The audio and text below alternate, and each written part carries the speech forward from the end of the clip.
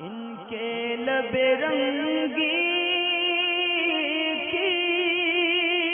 نچھاور تھی کہ جس نے اسلم ہیں حبلی سے، ان کا سوال ہے کہ بچوں کا نام موسیٰ رکھنا جائز ہے یا نہیں، اور نبیوں کے نام پر اگر رکھے تو کیا جائز ہے۔ بچوں کے نام جو ہے نا وہ انبیاء کے نام پر نام رکھے جا سکتے ہیں، اسی طریقے سے صحابہ کے نام پہ بھی نام رکھے جا سکتے ہیں۔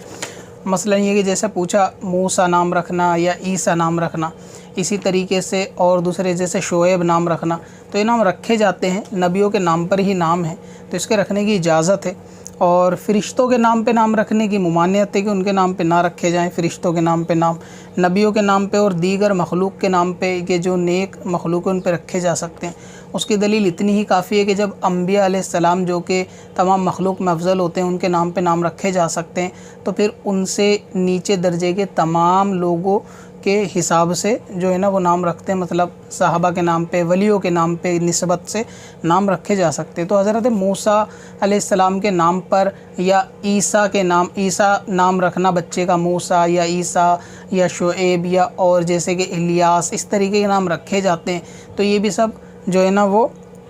انبیاءوں کے،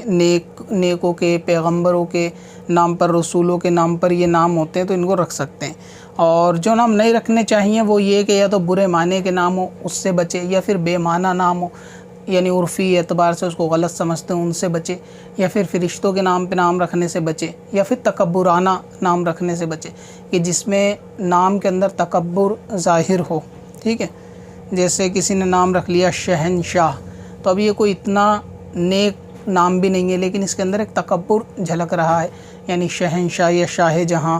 شاہ جہاں، اس طریقے کے نام رکھنے سے بچنا چاہیے۔ اور اگر نیک اس کے لفظ کے معنی جو ہے نا نام کے نیک ہے اس کو اگر رکھا جائے تو اس میں حرج نہیں ہے، جبکہ پھر اس کے بچے کی تاثیر نام کے حساب سے ہوتی ہے، لیکن پھر اس میں والدین کا کردار بھی آ جاتا ہے کہ پھر وہ نام کے حساب سے اس کی تربیت کرنی چاہیے۔ تو نبیوں کے نام پر جو ہے نا وہ نام رکھے جا سکتے ہیں۔